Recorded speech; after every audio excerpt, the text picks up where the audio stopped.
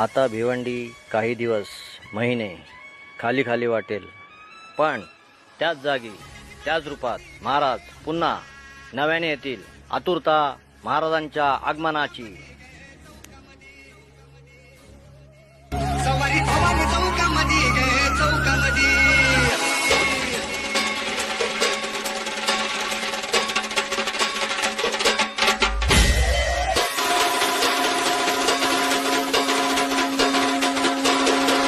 आतुरता महाराजांच्या आगमनाची.